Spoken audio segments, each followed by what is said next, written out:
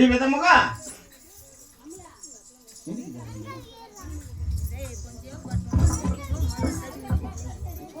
ఆయన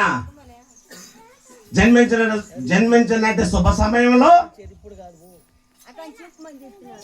రామ లక్ష్మణ భరత శత్రుఘ్న అందరూ కూడా తల్లుల దీవెనలు గురువుల దీవెనలు అన్నీ తీసుకొని దుష్ట రాక్షసి అయినటువంటి తాటకిని భరిమార్చి సీతాదేవిని పరిణయమాడి పరశురాముని గర్వభంగము చేసి మాట్లాడే చక్కలు చేస్తా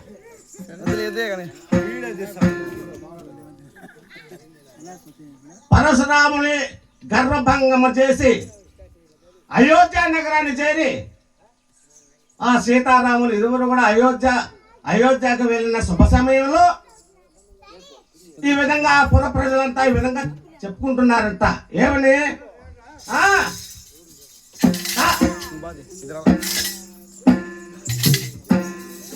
దయచేసి కొంచెం ఊరు రావడం లోపల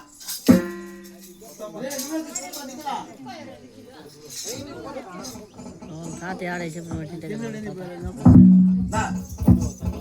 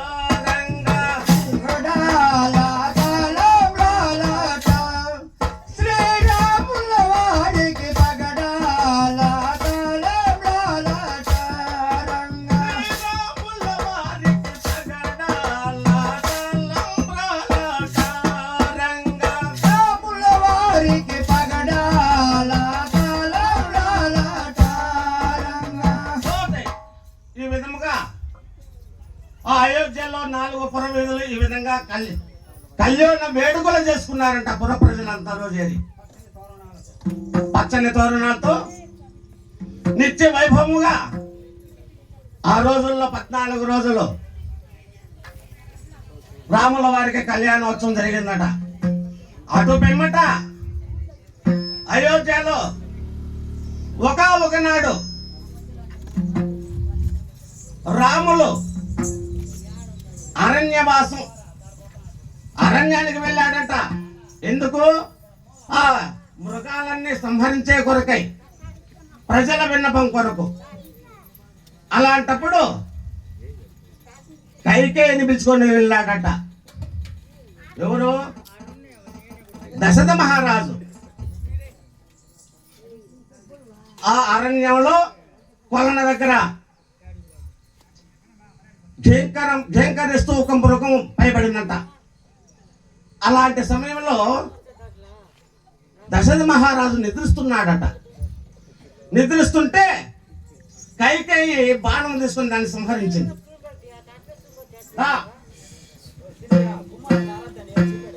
సంహరించిన తరువాత దశరథ మహారాజు మేల్కొని, నీకు ఏమి వరములు కావాలన్నా కోరుకో అని అప్పుడు అభయం ఇచ్చినాడంట దశరథ మహారాజు.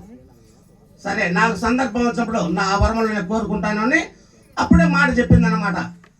ఎవరికి? దశరథ మహారాజుకు. అలాంటి మాట అలానే పెట్టుకొని ఒకనాడు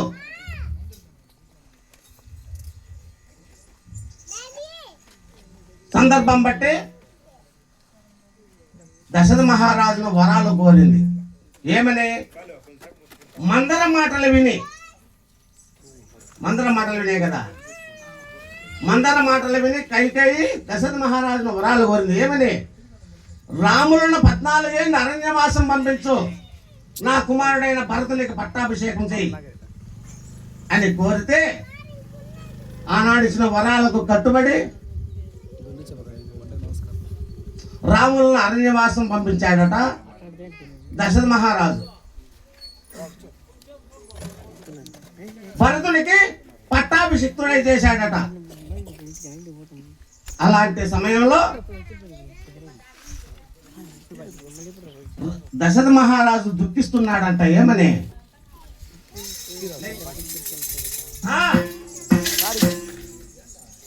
దశరథ మహారాజు భూమి మీద పడి దుఃఖిస్తుంటే భరతుడు ఒకనాడు వచ్చి రాముల అరణ్యవాసం వెళ్ళాక